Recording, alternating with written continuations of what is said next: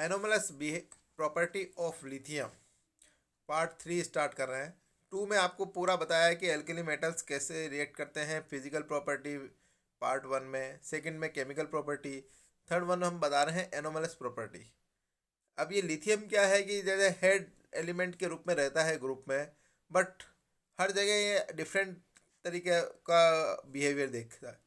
कभी जैसे सब लोग आयनिक बनाएंगे तो एक कोवेलेंट बनाता है, सभी लोग का जो इलेक्ट्रॉन लूज करना मतलब अच्छा रहता है, ये कहता है कि मैं इलेक्ट्रॉन लूज नहीं करूँगा। ठीक है ना। सेल भी सबसे कम है, छोटा भी सबसे ज़्यादा कम है, रिड्यूसिंग पावर ही सबसे ज़्यादा है, बाकी के घटते रहेंगे, लेकिन ये अपना एक अलग ही है। इस चीज़ को हम पढ़ने के लिए डिटेल में पढ़ेंगे। ये आपकी बुक में भी साफ साफ है, एग्जाम के पॉइंट ऑफ व्यू से भी बहुत ही इंपॉर्टेंट है। इसका कारण देखिए, इसके 2 कारण बहुत ही इंपॉर्टेंट है जो मैं पहले भी बता चुका हूँ। इसका साइज़ का छोटा होना, एक्सेप्शनली इसका साइज बहुत छोटा है, क्योंकि इसमें केवल ही 2 सेल हैं, के जिसमें 2 इलेक्ट्रॉन, एल जिसमें 1 इलेक्ट्रॉन। तो ये कह रहा है कि 2 ही सेल है। अब 2 ही सेल है तो सबसे छोटा है। दूसरी बात है पोलराइजेशन पावर बहुत ज़्यादा है, क्योंकि फेजान रूल कहता है कि छोटा कैटायन का पावर ज़्यादा होता है, कि किसी भी एनायन को पोलराइज करने का पावर छोटे कैटायन में ज़्यादा होता है। इसके पास में है दोनों कैरेक्टर, दोनों ही कैरेक्टर के कारण ये एनोमलस कैरेक्टर बताता है। प्रॉपर्टी क्या क्या चीज़ है उसकी, उसका भी एक बताते हैं कि डायगोनल रिलेशनशिप भी बताता है मैग्नीशियम से। इसको मैं आपको सेकंड स्लाइड में बताऊंगा। इसमें बताया गया कि मैग्नीशियम से बहुत सारी चीज़ों के लिए मैग्नीशियम से इसकी प्रॉपर्टी मिलती जुलती है, जबकि वो जैसे लिथियम किसा है कि सेकंड पीरियड का है लिथियम, मैग्नीशियम कैसा है थर्ड पीरियड का है, लेकिन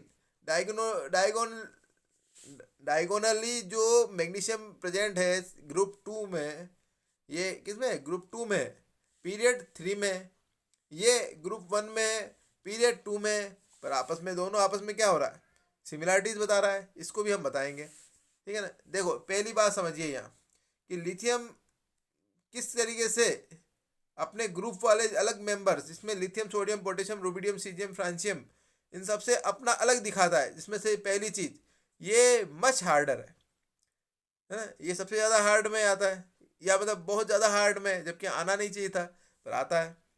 मेल्टिंग पॉइंट, इसका साइज इतना छोटा होता है कि किसी से भी दोस्ती करता है या फिर ये खुद ही अपना बनाएगा तो ये इतने ज़्यादा मजबूत बॉन्ड बनाता है कि मेल्टिंग पॉइंट बहुत ज़्यादा होता है। बॉइलिंग पॉइंट वो भी ज़्यादा होता है, क्योंकि बॉन्ड भी मजबूत बन रहा है। उसका कारण क्या बताया था अभी कि छोटा केटायन, फिर बाद में फटाफट पोलराइज करता है, अच्छा बॉन्ड बनाता है, ओवरलैपिंग अच्छी रहती है, मजबूत बॉन्ड बनता है, बॉन्ड स्ट्रेंथ ज़्यादा होती है, छोटा बॉन्ड होता है, तोड़ना बहुत मुश्किल है, तो मेल्टिंग पॉइंट ज़्यादा है, बॉइलिंग पॉइंट भी उसी अकॉर्डिंग ज़्यादा है। बाकी के एल्कली मेटल उन सब का कम कम है, लेकिन इसका ज़्यादा है। रिएक्टिविटी बहुत ज़्यादा रिएक्टिव है, बहुत कम रिएक्टिव है। क्यों? इलेक्ट्रॉन को लूज नहीं करता है, क्योंकि छोटा साइज है। ये जो है अपना जो न्यूक्लियस है इसका, वो आउटर मोस्ट इलेक्ट्रॉन को जाने ही नहीं देता है कि कहाँ जा रहा है भैया। ये जो अट्रैक्शन जितना ज़्यादा है इसका, कि ये इलेक्ट्रॉन को जाने ही नहीं दे रहा है, उस केस में क्या हो रहा है, रिएक्टिविटी बहुत कम है। ठीक है ना। और दूसरी बात, जब रिएक्टिविटी कम है लेकिन फिर भी इसकी स्मॉल साइज और पोलराइजेशन पावर और हाई हाइड्रेशन एंथैल्पी, इसके कारण से इसके स्ट्रॉन्गेस्ट रिड्यूसिंग एजेंट है। ये बात मैंने आपको सेकंड वाले जो वीडियो में बताई है कि इसकी रिड्यूसिंग जो एजेंट है ये स्ट्रॉन्गेस्ट है, जबकि होना था सबसे कम, लेकिन है स्ट्रॉन्गेस्ट। ये एनोमलस बिहेवियर है। उसका कारण भी वहाँ क्या लिखाया था, स्मॉल साइज और हाई हाइड्रेशन एंथैल्पी। ठीक है ना। तीसरा चीज़ है कि कंबाइन करता है एयर से तो बनाएगा ये लिथियम ऑक्साइड। ठीक है ना। और नाइट्रो उससे एक और चीज़ है, नाइट्राइट बनाता है। ये देखो पहली चीज़, ऑन कॉम्बिनेशन एयर, एयर में 2 ही चीज़ें, ऑक्सीजन से रिएक्ट करेगा तो ऑक्साइड, और नाइट्रोजन से रिएक्ट करेगा तो Li3n। ठीक है ना। बाकी दूसरे एल्कली मेटल वो नहीं बनाते हैं, ये बनाता है, तो फिर एनोमलस हो गया, है ना। मतलब ये एयर में है क्या चीज़ है, एयर में 2 ही तो गैस मेन है। जैसे मान लो 78% क्या चीज़ है, नाइट 78% है नाइट्रोजन, तो ये बना दिया है Li3n। उसका कोई बहुत बड़ी बात नहीं है, एन जो होता है वो 3- के रूप में रहता है। जैसे लिथियम है ये प्लस के रूप में, नाइट्रोजन है 3- के रूप में, ये इधर जाएगा ये इधर जाएगा, तो क्या बनाएगा Li3n। तो Li3n तो कोई वो उसके बाद में 21% हमारे पास क्या है, ऑक्सीजन। तो इसके साथ में क्या बनाएगा, ये बनाएगा लिथियम ऑक्साइड। पर बाकी के एल्कली मेटल्स ये दोनों चीज नहीं बनाते हैं, ये बनाता है, एनोमलस है। लिथियम क्लोराइड जो होता है डीलिक्विसेंट। डीलिक्विसेंट का मतलब है कि लिक्विड बनने की जो इच्छा, डीलिक्विसेंट पावर, है ना, तो इसकी ज़्यादा रहती है। क्रिस्टलाइजेशन एज हाइड्रेट, जैसे हम बात करते हैं क्रिस्टलाइज वाटर, इसको क्या बोलते हैं हम, क्रिस्टलाइज वाटर। इसका मतलब ही समझिए कि ये अगर यूँ लिथियम क्लोराइड ये सोल्ट है, लिथियम क्लोराइड कहीं रखा है तो कोई बात नहीं, पर ये वहाँ पे अगर मॉइस्चर होगा तो वो उसको गेन कर लेगा और 2H2O गेन करेगा। पानी भी कम नहीं कर रहा, 2 कर रहा है। तो ये हाइड्रेट बनने की इसकी मतलब डीलिक्विसेंट नेचर बोलते हैं इसको, वो ज़्यादा है, इसकी क्रिस्टलाइजेशन वो भी यही ज़्यादा है। बाकी के लोग वो नहीं बनाते हैं, ये बनाता है ना। तो दूसरे एल्कली मेटल से ये भी ये चीज़ों के बारे में डिफरेंट रखता है कि डिफरेंट नेचर, एनोमलस नेचर वही होता है। लिथियम हाइड्रोजन कार्बोनेट, है ना, इससे पहले क्लोराइड मतलब हेलाइट की बात की, अब हाइड्रोजन कार्बोनेट। वो कह रहा है कि ये नहीं बनाता है, बाकी सब बनाते हैं पर ये नहीं बनाता है ना। देखो इसमें क्या लिखा है, not obtain in the solid form. बाकी को सॉलिड फॉर्म में कर सकते हो, ये लिक्विड, ये जो है ना लिथियम, लिथियम हाइड्रोजन कार्बोनेट, ये वाली चीज, ये जो चीज है वो सॉलिड फॉर्म में नहीं मिलेगी। बाकी लिथियम की जगह सोडियम होगा तो वो सॉलिड फॉर्म में मिलेगा, जो कि खाने का सोडा होता है ना। पोटेशियम हाइड्रोजन कार्बोनेट ये भी सॉलिड होता है ना, पर इसका ये सॉलिड फॉर्म में नहीं रहता है, तो यहाँ फिर चेंज है। ठीक है, दूसरी बात है कि ये देखिए, अब नेक्स्ट वन देखिए, lithium unlike other alkali metals form no ethanide. अच्छा, एथाइन से रिएक्शन करने के बाद में क्या होगा बताइए, एथाइन, इथाइन मतलब C2H2, ये इसके ये जो होती है ना, इससे रिएक्शन करने के बाद में लिथियम सब एल्कली मेटल्स जो एथेनाइट बनाते हैं, और ये एथेनाइट नहीं बनाता है, ये फिर चेंज है। ठीक है ना। इसके बाद में लिथियम नाइट्राइट, अब वो कह रहा है कि जब अब आप इसको दो तरीके से हीट कर रहे हो, ठीक है ना, तो ये कह रहा है कि जो नाइट्रेट है, लिथियम नाइट्रेट, इसको गर्म करो, गर्म करने के बाद में क्या होगा, ये देगा लिथियम ऑक्साइड। पर बाकी के जो होते हैं एल्कली मेटल, उनको करते हैं तो वो बनाते हैं नाइट्राइट। नाइट्रेट को गर्म करेंगे तो बनाएगा ये लिथियम बनाएगा ऑक्साइड, और बाकी के नाइट्रेट बनाएंगे नाइट्राइट। यहाँ भी ये थोड़ा सा चेंज है ना, क्योंकि यही है ये जो ऑक्साइड बना रहा है, बाकी सब नाइट्राइट बना रहे हैं, तो चेंज आ गया। Lithium fluoride and lithium oxide, ये क्या है, ये बहुत कम सोल्यूबल है वाटर में। ठीक है ना, मतलब लिथियम फ्लोराइड और लिथियम ये नहीं है, बाकी सोल्यूबल है वाटर में। तो किस में है, उसमें आपको दे रखा है। ठीक है ना, जैसे जो चीज़ वाटर में नहीं होती है तो वो ऑर्गेनिक में होने लगती है। तो लिथियम फ्लोराइड लिथियम ऑक्साइड का एक डिफरेंट नेचर है।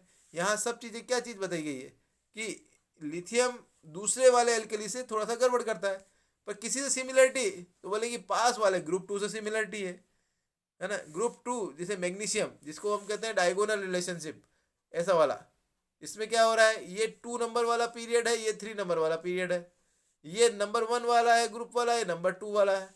पर इनमें लिथियम किससे, मैग्नीशियम से आपस में बनाता है। अब किस तरीके से बनाता देखिए, कि दोनों ही हार्ड है। अभी बताया था मैंने, लिथियम हार्ड होता है, मैग्नीशियम भी हार्ड होता है, पर अ, अ, दूसरे lighter than other elements in the respective group, है ना, दूसरे से हल्के हैं लेकिन हार्ड है। हार्ड अलग चीज़ है, हार्ड का मतलब थोड़ा सा यूँ सॉलिड टाइप का, और लाइट मतलब होता है लाइट वेट, है ना, दूसरों से लाइट है अलग बात है, हार्ड है। ठीक है ना।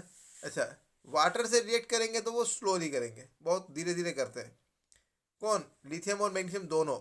अदरवाइज सोडियम को डालो पानी में, सोडियम तो इतना तेज बर्न करता है कि मतलब यूँ वाइग्रेसली आग लगा देता है, पर ये लोग आराम से रिएक्ट कर रहे हैं, कोई ज़्यादा तेजी नहीं है। और इनके ऑक्साइड और हाइड्रोक्साइड ये भी लेस सोल्यूबल है वाटर उसमें। ठीक है ना, अब पर उनके दूसरों के हैं, इनके हाइड्रोक्साइड जो आप हीट करोगे तो डिकम्पोज हो जाएगा, है ना, हाइड्रोक्साइड को जैसे आप करोगे ना तो ये डिकम्पोज हो जाएगा। ठीक है ना। बोथ फॉर्म नाइट्राइट, अभी बताया ही था आपको ना। और नाइट्रोजन से रिएक्ट करने पर Li3n, इसी तरीके से Mg से करोगे तो Mg3n2। ये तो उनकी वैलेंसी के अकॉर्डिंग थोड़ा सा फॉर्मूला चेंज है, अदरवाइज बना तो रहा है ना नाइट्राइट। जैसे मैं अगर कहूँ कि आप बोले फॉर्मूला चेंज है, देखो Mg2+ होता है ना, नाइट्रोजन होता है वो 3- होता है। जब आप इन दोनों की वैलेंसी में एक दूसरे की तरफ जाएगी तो क्या बनेगा, ये वाला प्रोडक्ट बनेगा, है ना। जैसे Mg, फिर यहाँ 3 आएगा, फिर यहाँ N के आगे 2 आएगा, तो ये प्रोडक्ट बनेगा, है ना। लिथियम में क्या था, एक वैलेंसी थी, इसलिए नाइट्रोजन के आगे एक आया नीचे की तरफ से। ओके। अब भी कह रहा है कि जब आप नाइट्रोजन से कॉम्बिनेशन करोगे तो ये इस तरीके से नाइट्राइट बनाएगा, कोई प्रॉब्लम नहीं। और दोनों सेम टाइप के बना रहे हैं लगभग, है ना। दूसरी बात, ऑक्साइड, ऑक्साइड लिथियम ऑक्साइड बनाता है, मैग्नीशियम ऑक्साइड होता है। ये जब मतलब कोई सुपर ऑक्साइड बनाता है क्या, कि बोले कि नहीं बनाता है, ठीक है ना। वो ज़्यादा ऑक्सीजन दे देंगे तो सुपर ऑक्साइड बनाना चाहिए था, लेकिन ये दोनों डू नॉट कंबाइन, और सुपर ऑक्साइड भी नहीं देगा, है ना। Carbonate of the lithium and magnesium, ये डिकम्पोज हो जाता है जल्दी, कब, जब आप इसको हीट करते हो।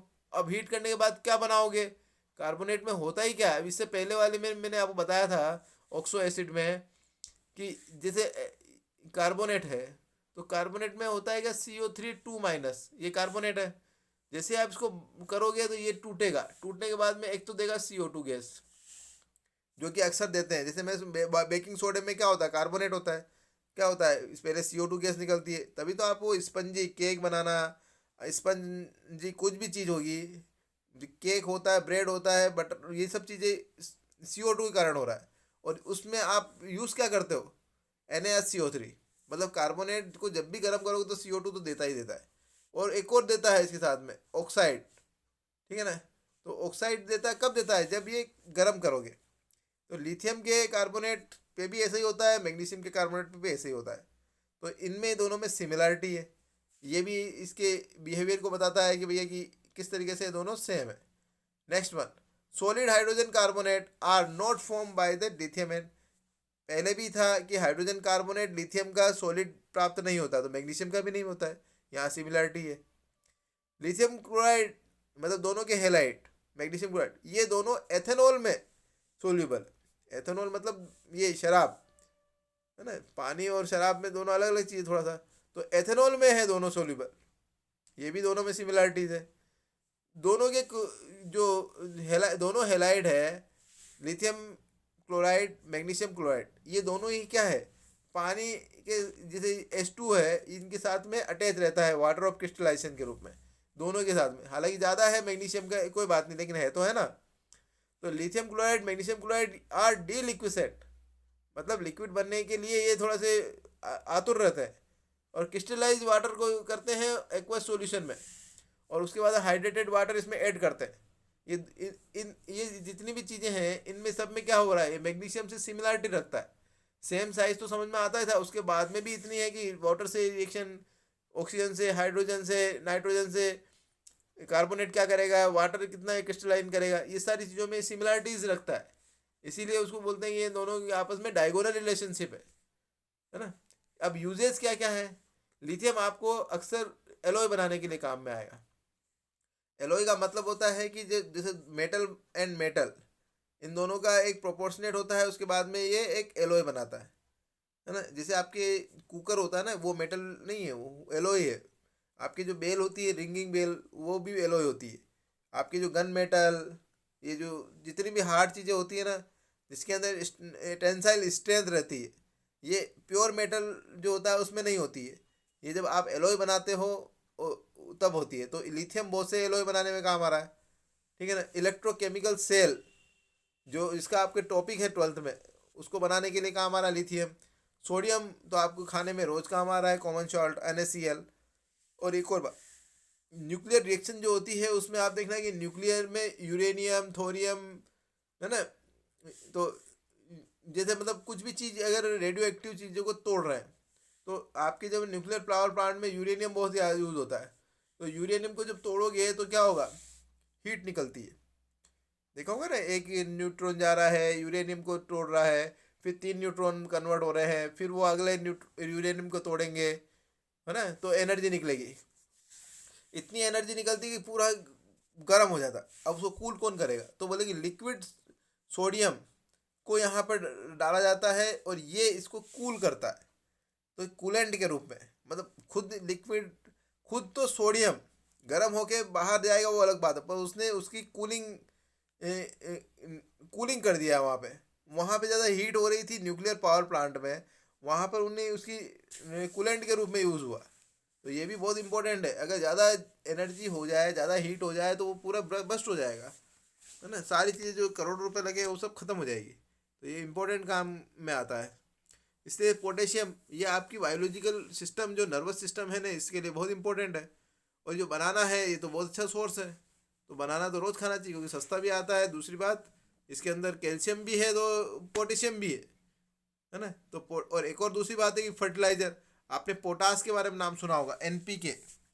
एक एक खाद आती है उसमें एनपीके लिखा होता है, नाइट्रोजन, फॉस्फोरस, हाँ, और पोटेशियम, के होता है पोटेशियम।